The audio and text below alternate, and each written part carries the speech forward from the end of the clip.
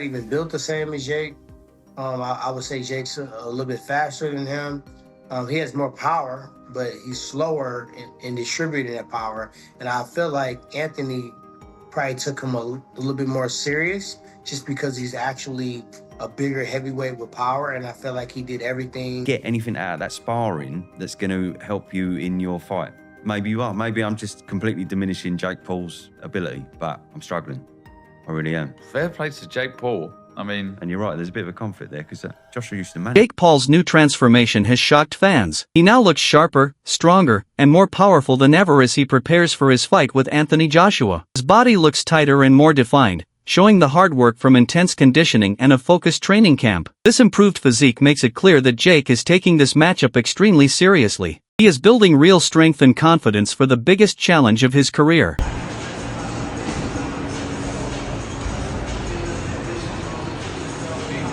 Tony Jeff breaks down how Jake Paul could possibly pull off a shocking win against Anthony Joshua. He says Jake has been far more active in recent years, staying sharp with regular fights and consistent training camps. That activity keeps a fighter in rhythm and full of confidence. Joshua, on the other hand, has had long periods of inactivity, which can slow timing and make it harder to adjust when the fight pressure hits. Jeff also points out the age difference. Jake is younger, fresher, and still improving, while Joshua is entering the later stages of his career. Combined with Jake's new physical transformation, which shows a more serious, dedicated athlete, Jeff believes these factors might give Jake an unexpected advantage on fight night. And looking at his box rec, he's had 6 fights since 2023. And one of them was against Mike Tyson. But we all seen what happened in that fight. Mike Tyson was well past his prime. Where Anthony Joshua, on the other hand, is, but I'm not going to say he's coming into his prime because he had some great wins earlier on in his career before he lost to Usyk twice. And by the way, when he did lose to Usyk, the last one was a split decision. It was a pretty close fight. So now this fight is matched. And I just want to look at the tail of the tape. Now looking at the age difference, we've got 28 years old compared to 36 years old. So I guess the advantage there goes a little bit towards Jake Paul. 28-year-old is better than a 36-year-old. But that being said, we've got talking about experience and everything else, what comes with being 36 years old at Anthony Joshua's level. And then, like I mentioned, the heavyweights kind of seem to prime a little bit older. Now, come down to the height and the weight. This is the big one. 6'1" versus 6'6". 200 pound versus 252 pound. We got a 252 pounder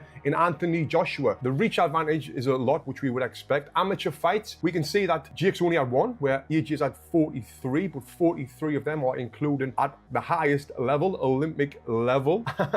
And yes, he won the Olympic bloody gold medal, if I don't need to remind you. Then the pro record, Jake Paul has had 13 fights, lost 1. AJ has had 28 fights and he's lost 4 with 25 KOs. And the one person that Jake Paul lost to was Tommy Fury. Now, can we compare Tommy Fury with Anthony Joshua?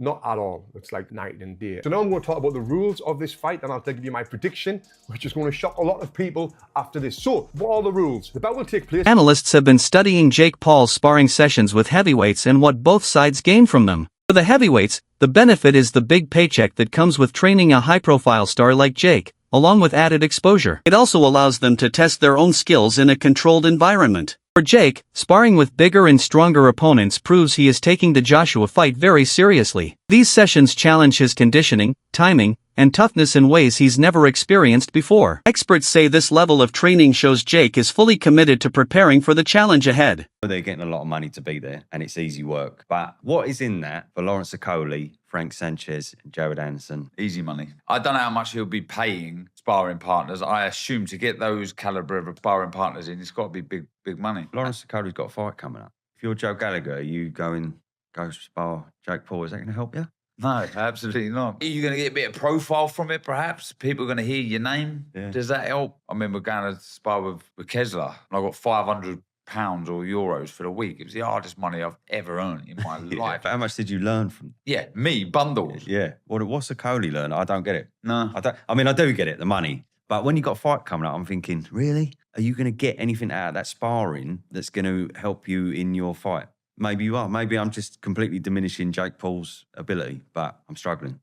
I really am. Fair play to Jake Paul. I mean... And you're right, there's a bit of a conflict there because Joshua used to manage him. Yeah, it was through 258, right? Yeah. But surely they're smashing him to pieces.